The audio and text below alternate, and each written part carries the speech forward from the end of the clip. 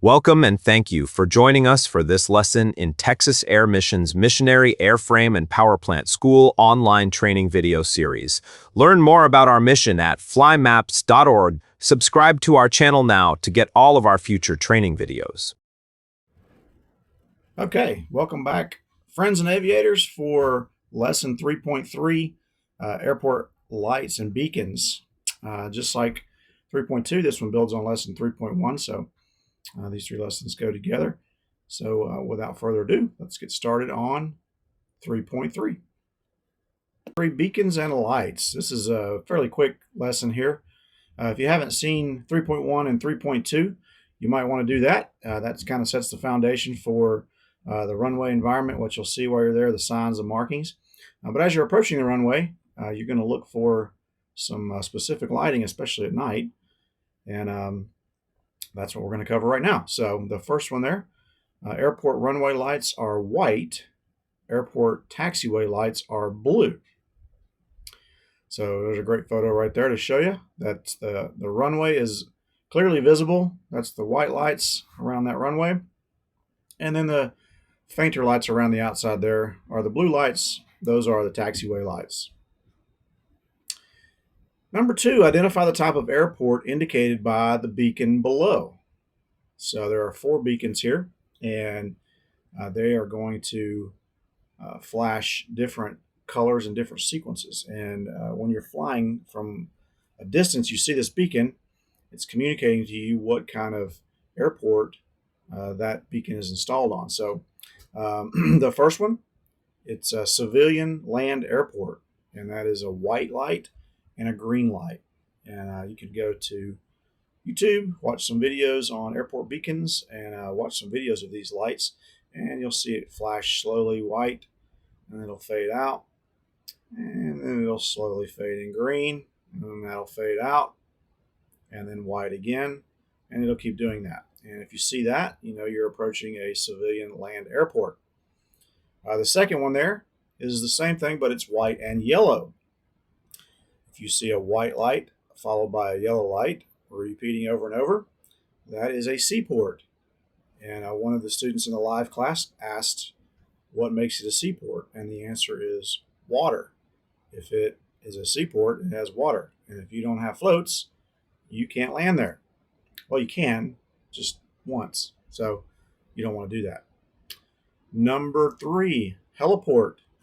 That one has 3 lights. It has white, yellow, and green. White, yellow, and green. So if you are flying a fixed-wing airplane, approaching a beacon, and you see a yellow light, and you're not a helicopter or a float plane, a seaplane, you can't land there. This one, for example, a heliport, is you might see that on top of a hospital for helicopters to land, and it is not equipped with a runway for an airplane to land. And the last one has 3 beacons, but they are 2 whites and 1 green. White, white, green.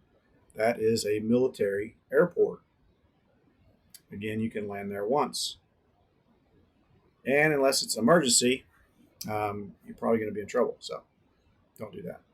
Number 3, what might the daylight operation of the beacon at KWEA, that's the ICAO code, airport code for the airport, Parker County Airport here in Weatherford, Texas.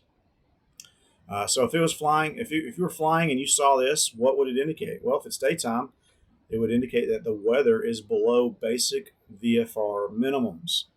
VFR minimums just means visibility based on the weather, clouds, things like that. So it could be fog, could be mist, could be all kinds of things like that. We're going to cover that when we get into chapter 4. So today, just know that if you see that during the day, you probably shouldn't be flying around there, especially if you're a VFR pilot. And then the last thing we're going to cover here is pilot controlled lighting. So I'm not going to read all of that blue block there to you.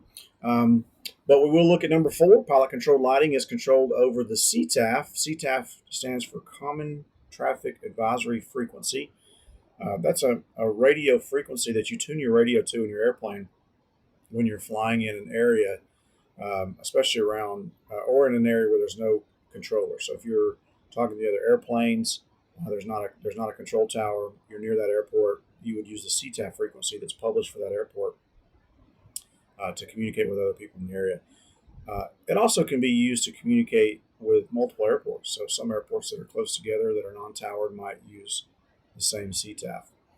In an airport that is not controlled with a control tower, it is controlled. It's self-controlled, but it doesn't have a tower.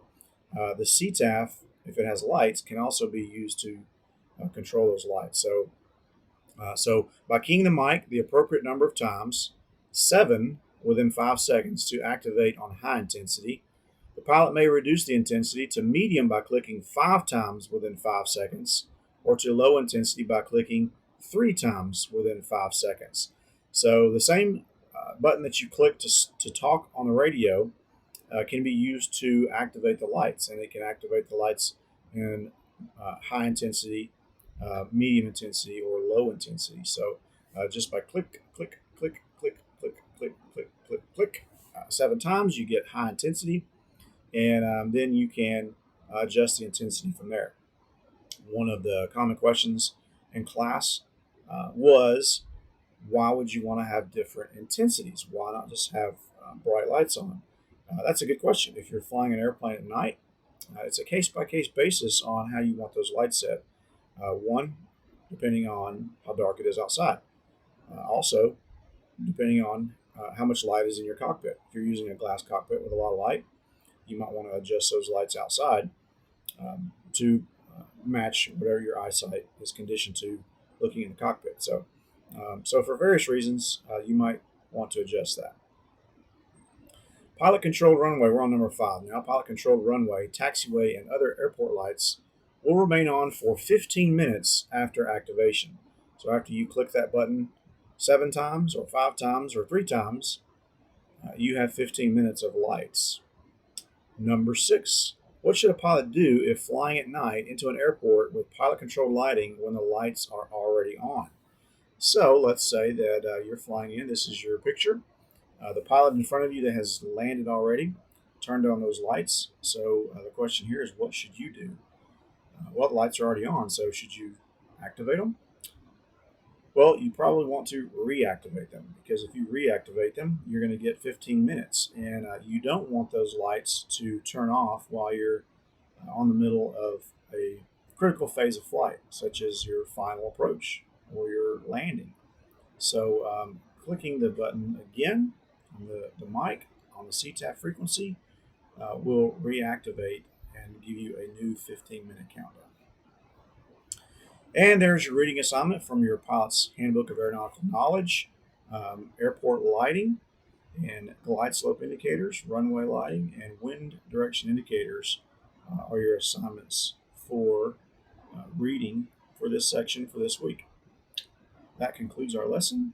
Thank you guys very much. Thank you for watching this lesson from MAPS, the Missionary, Airframe, and Powerplant School, a ministry of Texas Air Missions. If you found this training helpful, please subscribe, like, and share to help support the mission. To learn more about our ministry, visit flymaps.org. We look forward to having you join us for the next lesson in this series.